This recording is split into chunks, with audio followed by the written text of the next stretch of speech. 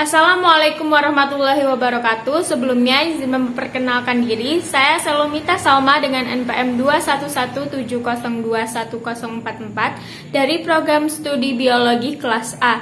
Di sini saya akan melakukan praktikum tentang mengidentifikasi tumbuhan paku atau Pteridophyta yang menjadi bagian tugas dari mata kuliah praktikum botani tumbuhan rendah. Selamat menyaksikan. Tumbuhan paku adalah tumbuhan vaskular tanpa biji yang hidup dengan jumlah spesies hampir 10.000.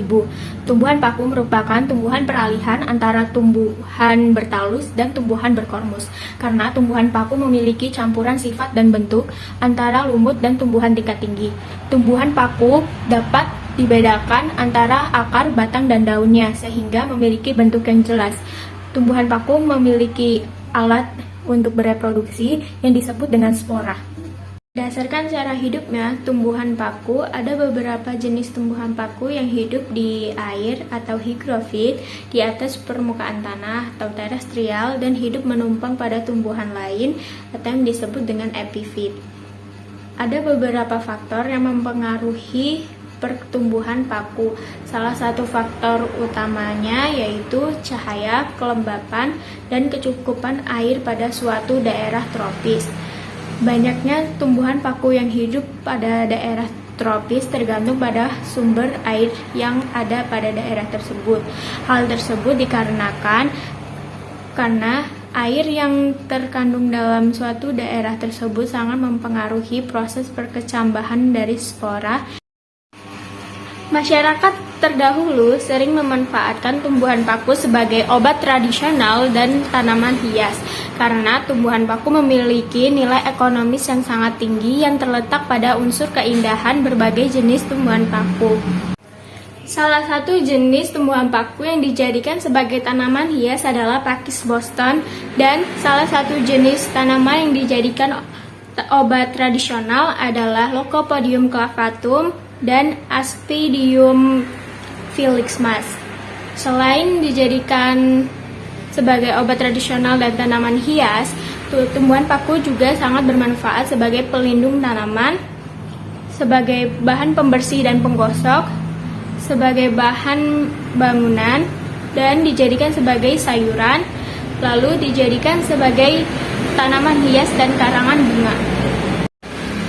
Tujuan dilakukannya praktikum paku ini adalah untuk melakukan identifikasi serta mengetahui morfologi dan karakteristik dari tumbuhan paku yang telah ditemukan.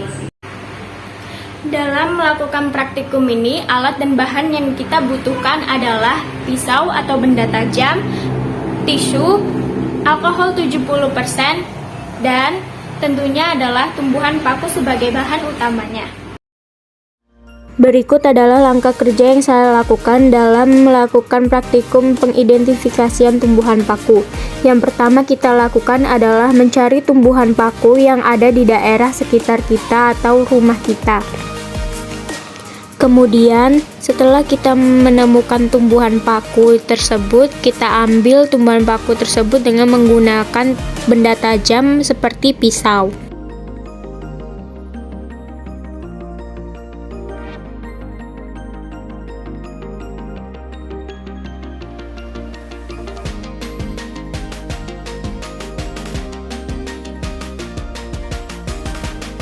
Kemudian kita bersihkan tumbuhan paku tersebut di bawah air yang mengalir sampai bersih dan menyeluruh.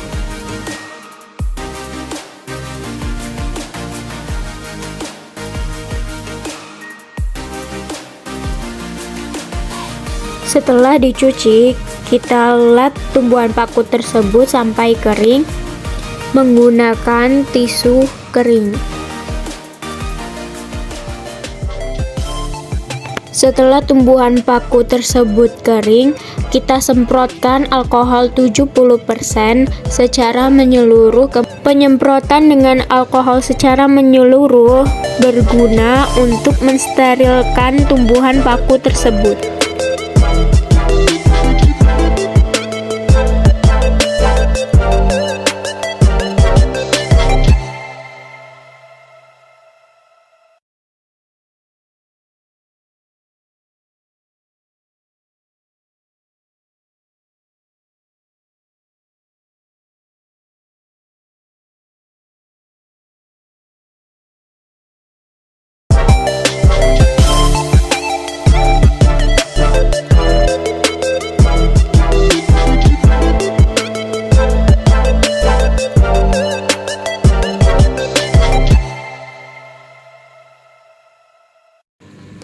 Tumbuhan paku yang saya temukan adalah jenis paku sepat. Tumbuhan ini memiliki klasifikasi yaitu Kingdom Plantae, divisi Tracheophyta, kelas Ptolipodiopsida, order Polydiales, famili Neprolepidaceae, genus Neprolepis, spesies Neprolepis exaltata.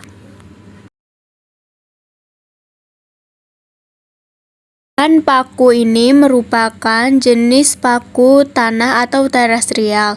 Tumbuhan ini mampu berdiri tegak arah tumbuhnya. Ciri morfologi berupa akar rimpang yang tipis menyerupai akar serabut. Tumbuhan ini memiliki akar, batang, dan daun. Daun yang berwarna hijau berbentuk helaian dan batang berwarna coklat hijauan. Tumbuhan paku ini memiliki akar berupa rimpang tegak, memiliki warna coklat dengan panjang sekitar 20 cm, dan batang tumbuhan ini berbentuk membulat dengan tekstur yang tegak dan dikelilingi oleh rambut halus berwarna putih. Warna pada batang yaitu hijau kecoklatan dengan ukuran panjang 30 cm. Daun yang terdapat pada tumbuhan paku Neprolepis exaltata tersusun secara sejajar antara yang satu dengan yang lainnya. Pada daunnya yang masih muda, menggulung dengan dikelilingi oleh rambut-rambut halus. Lainnya memiliki panjang sekitar 10-60 cm. Pada pangkalnya terlihat gundul dengan bersisik jarang. Terdapat sorus yang terletak pada tepian daun yang mengikuti arus daun dari pangkal hingga ujung dan terletak di area anak daun. Sekian video praktikum yang telah saya lakukan. Bila ada kesalahan dalam pembuatan praktikum ini, saya mohon maaf. Saya akhiri. Wassalamualaikum warahmatullahi wabarakatuh.